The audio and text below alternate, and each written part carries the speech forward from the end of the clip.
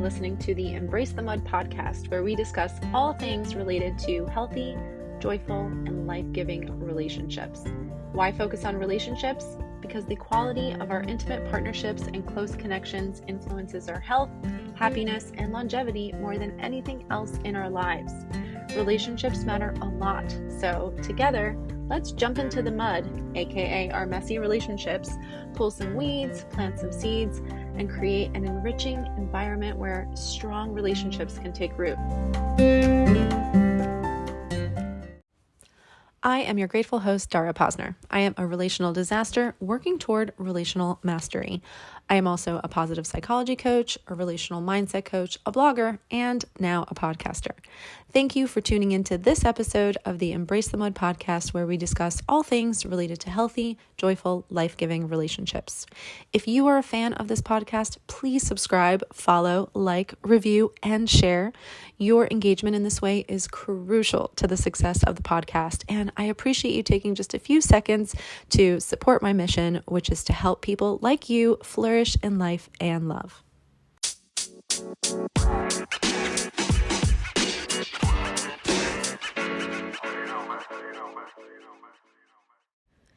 Today on the Embrace the Mud podcast, we're continuing in our series, Essential Relationship Skills. We're talking about the things we need to be able to do well in our relationships so that we can establish safety and connection and maintain it. Today, we're talking about a skill called validation. Validation is the ability to help someone feel understood and cared for by you. What does it look like to validate? Why does validation matter in relationships? That's what we're discussing today, so let's dive in.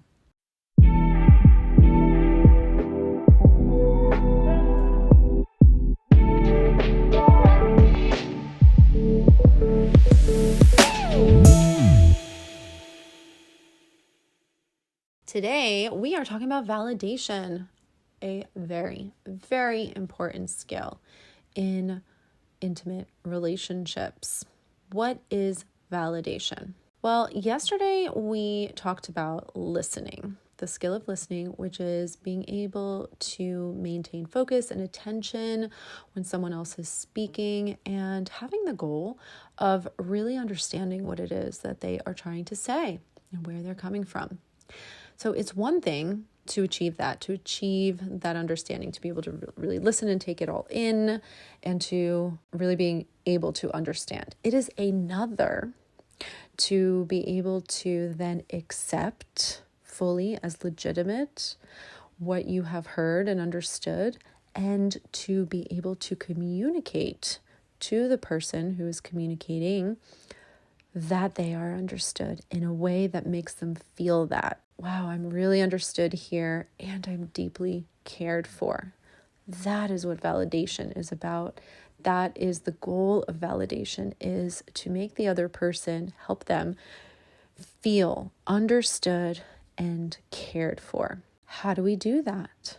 The most important thing we have to keep in mind is that it is okay if someone has a very different point of view, experience, feeling about something than we do, especially when we see things really differently than them. If we have had an experience that is shared and the way that they say remember that experience is really, really different than the way we remember that experience, validation means we are able to understand and appreciate that it is true that they remember it this way, even though in our own minds it happened really, really differently.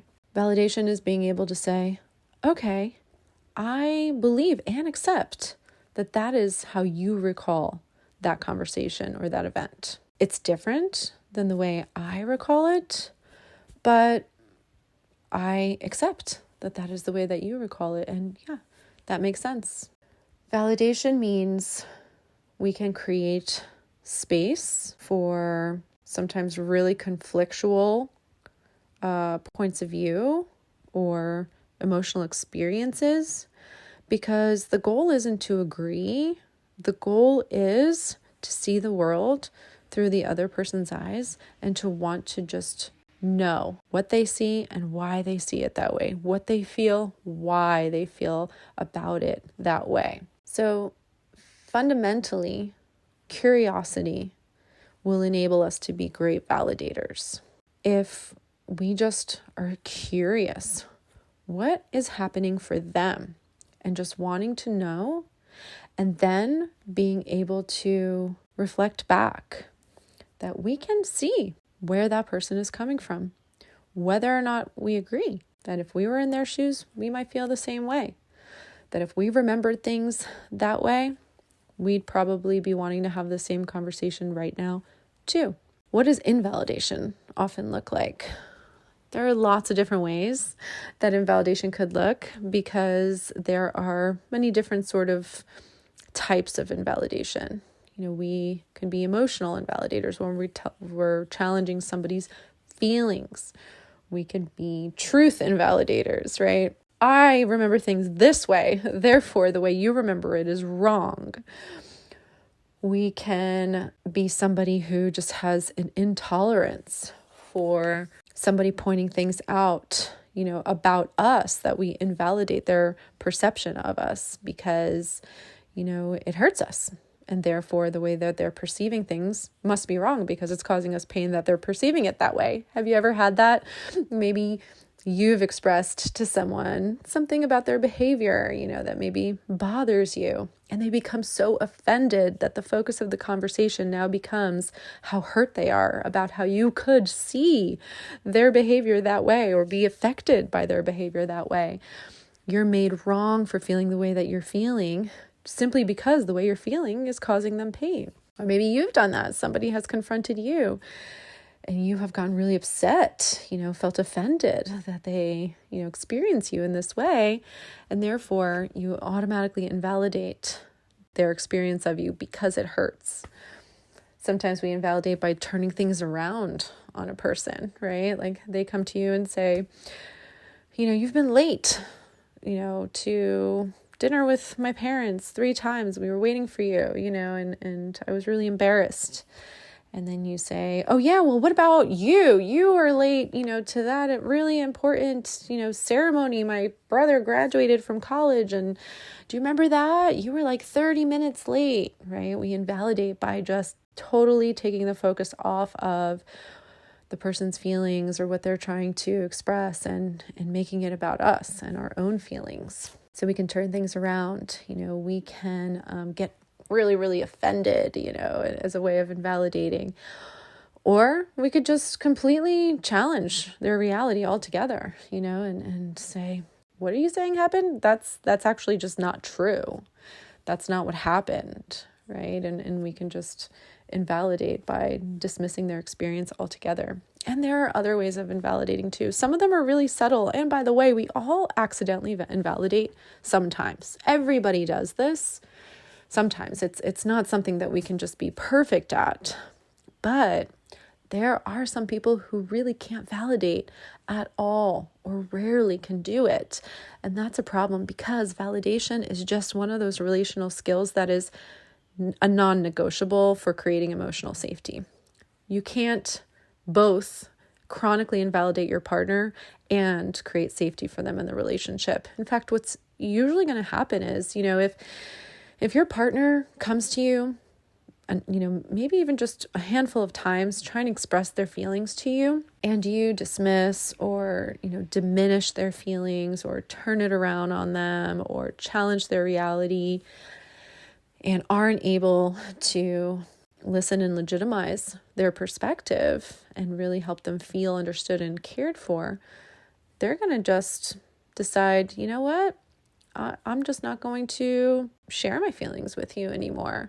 And they're going to begin withholding and they're going to bottle up and they may even start, avoiding you. And that's not what you want. You definitely don't want to be in a situation in your relationship where your partner feels like they cannot come and express themselves to you.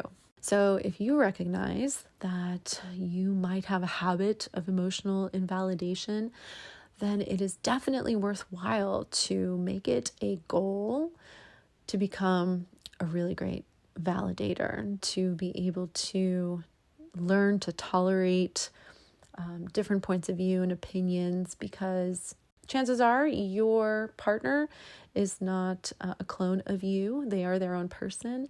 They're going to be having their own way of experiencing life and your relationship and you. And you are going to want to all of their truth, all of their perspective, all of them in a way that makes them feel free and safe to share all of that with you. And if you are in a relationship with somebody who you feel chronically invalidated by, that's really, really tough. And again, normally people are not invalidating in order to cause pain or harm. Usually, they don't even really realize the impact that they're having and what they're doing. And I know that a lot of times it's simply, this idea that if they could just help you see things for what they really are, you wouldn't feel so hurt. They don't want you to feel hurt. They don't want you to feel the way that you feel. They want to make it better, but they do it in a way that actually ends up making it worse. So one thing I could recommend for anyone who wants to become better at validating, or who has a partner who they are struggling with because they feel invalidated by, there's an amazing 1 hour long podcast episode on the Love, Happiness, and Success podcast with Dr. Lisa Marie Bobby. She does an episode called How to Stop Emotional Invalidation. And in it, she breaks down the 6 or 7 different types of validation, gives lots of examples of what they all sound like, and lots of really great tips for how to break this habit and become better validators of each other. So if you have a partner who's willing and you could sit down and listen to that together, it's a great one, because I promise you, both of you will hear something in it where you will see yourself in the ways in which you even sometimes invalidate your partner. Because again, all of us do it accidentally from time to time, and it's a really great thing to become aware of so we can catch ourselves more easily and make a repair when we do recognize that we are maybe invalidating our partner and making them feel like we don't understand or we can't understand them.